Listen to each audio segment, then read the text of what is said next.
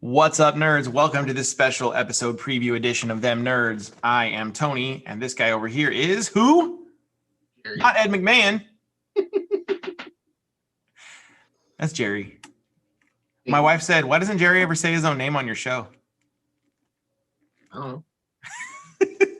Because I talk too much. I know my own name. I don't know you like that. You don't even know my name. We are here to talk about the upcoming episode 3 of Falcon and the Winter Soldier. Before we do, don't forget we are giving away this Baron Zemo Funko Pop at the conclusion of this season of Falcon and the Winter Soldier.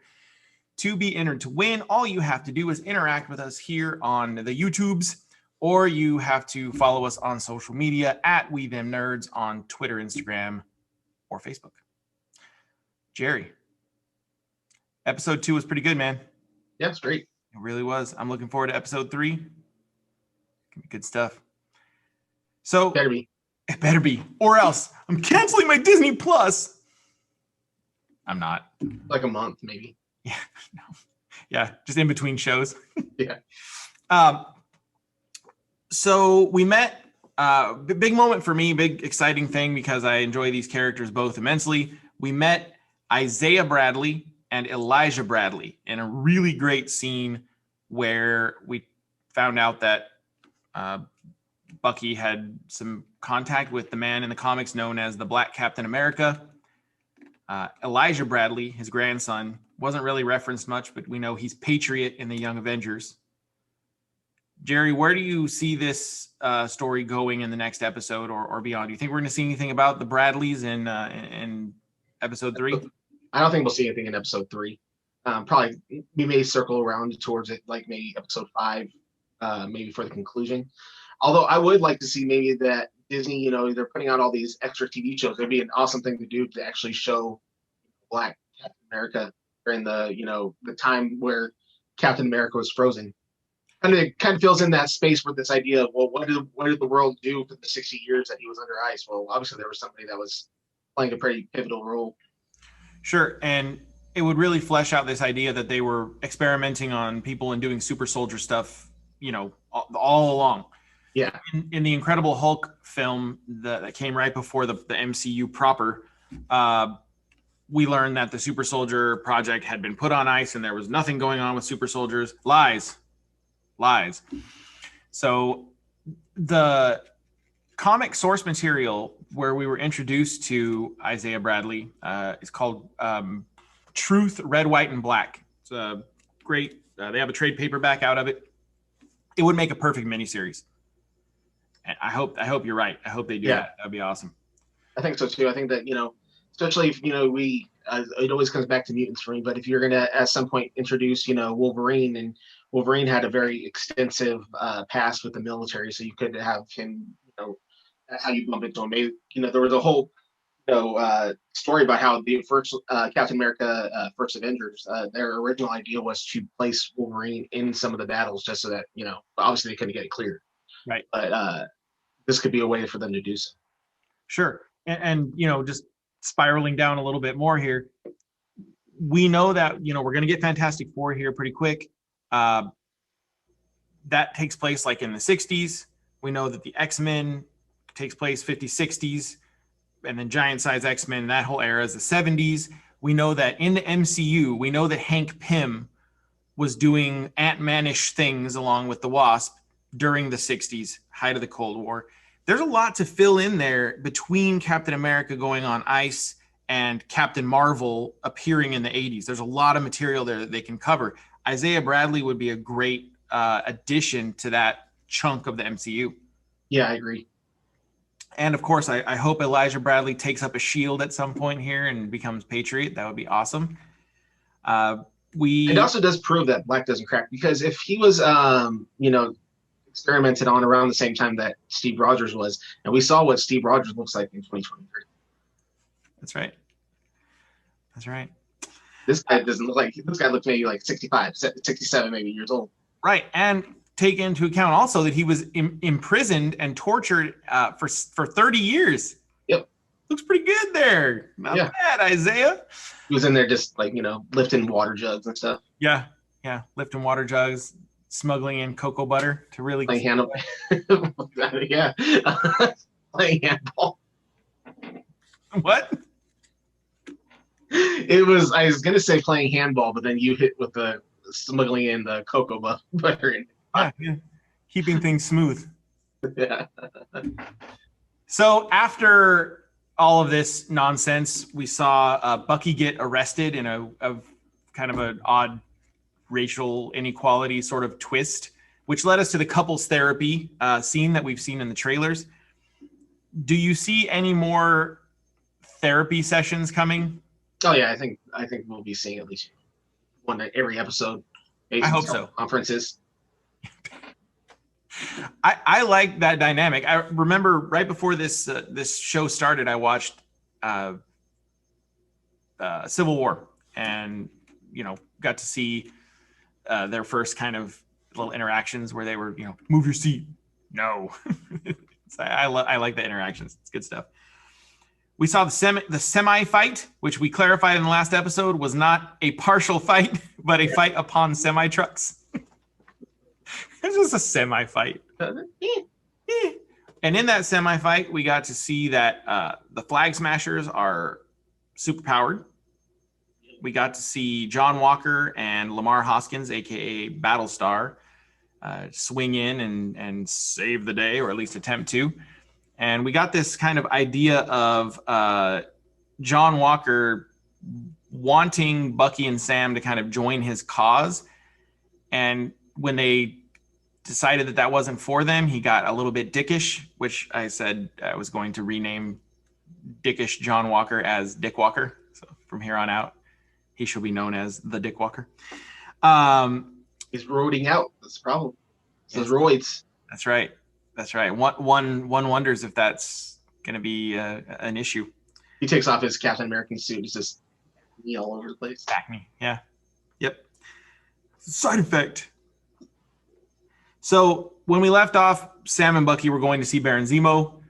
How much do you think we're going to get of Zemo leading up? I know we've gotten a lot of Zemo in the promos, in the press. He's in your background there. He's in a lot of the promo shots. He's in this fantastic Funko Pop that we're giving away.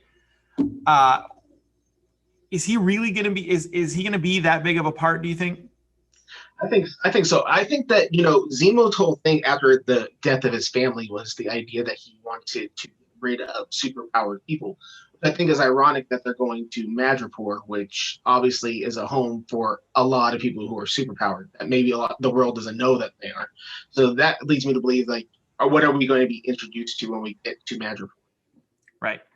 Yeah, and I wonder if Zemo is going to be continuing what he was doing in, his previous appearances, which was hunting and trying to rid the world of superpowered individuals, or if he has sort of taken on this idea of if you can't beat them, join them, and he's going to say, all right, well, I'm going to get my own superpowered people, and maybe that's what's going to happen in Madripoor. I don't know.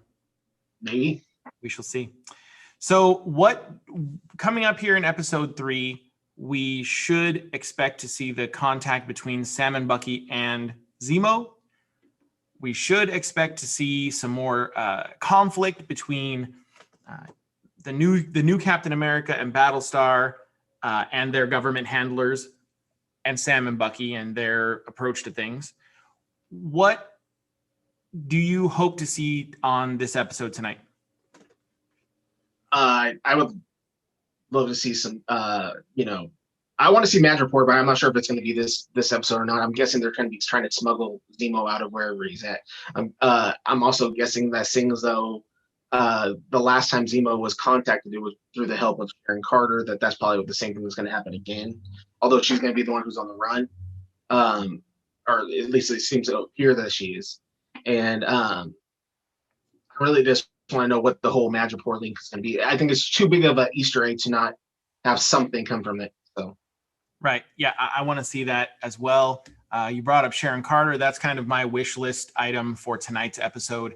I want to see how she fits into the overall scheme of things. And I want to see kind of the disposition of her legally, given the fact that she, turned against the government in Winter Soldier. She's been on the run. But then there was this whole, this little thing where half the population vanished. There was this whole thing where they came back 5 years later, alien invasions and whatnot. One might suspect that such transgressions would be forgiven. I'm wondering if she's going to still be considered kind of an outlaw type figure, or if there's going to be more of a, if that's going to be settled. It seems like more like the people who got forgiven were the people who were involved in ending of Thanos, not really just anybody who had a criminal background. I'm sure they weren't just like, all right, people at Rikers, get on out. It kind of sucks that they didn't bring her out in Endgame. You'd think that she would have shown up. I mean, we're bringing out everybody. The Wasp is flitting around, and yeah. I mean, the Wasp also had a whole movie after her. I mean, Sharon Carter had about 4.5 minutes worth of film time before that. And a very uncomfortable kiss with Captain America. That was one of the weirdest kiss scenes I've ever seen in a movie. Like, it seemed like brother and sister. And even Luke and Leia was a little bit more believable than that. Yeah, he thought it was weird that he was kissing his dead girlfriend's grandniece. Maybe. He doesn't go down like that. Step Captain, what are you doing? Okay. Anyway. John Walker, I bet, gets down like that. That is probably true. That's that creepy smile. Yeah, I that's another thing. You mentioned John Walker. That's another thing I'd like to see is a little bit more of a deep dive into John Walker's background. We met this girl in the first episode. I'm sorry, in the beginning of the second episode. Yeah. Where she's clearly a love interest. A wife or something, yeah. Right. And we get the impression that he's kind of like distancing himself from her to go and fulfill this role as the new Captain America. And you kind of have to wonder if she's going to play a larger role. Yeah. Also, Torres, I wouldn't mind finding out more, see what, are they going to start building that character up too? I mean, there's a lot of possibilities there. Yeah. The thing that I like so much about these Marvel shows, WandaVision and now Falcon and Winter Soldier, we've gotten, they followed the main characters. Obviously, we learned all about, Wanda and Vision. But think about all of the other characters that they've built up to a level where now we're like, I want to see them in movies. I want to see a show with them, Like, look at all the people clamoring for the show with Wu and Darcy. Yeah. Dottie. Right. Some people were really clamoring for Dottie to be something. And, Mephisto. Yeah. Mephisto's still just out there floating around. He's going to be the big bad in Falcon and Winter Soldier. He's just asking, hey, guys, you have the CGI to bring me out yet? Yeah. Say, just a big demon over here. Anybody have any use for me? I think he's going to be in Doctor Strange in the Multiverse of Madness. Maybe. I think that it's the character is the problem. I don't think it's going to happen. Stop trying to make Mephisto happen. It's not going to happen. It's going to happen. Anyway. All right. Well, if you are watching this video soon after we have put it up, that means that we are about to see Falcon and the Winter Soldier, episode 3.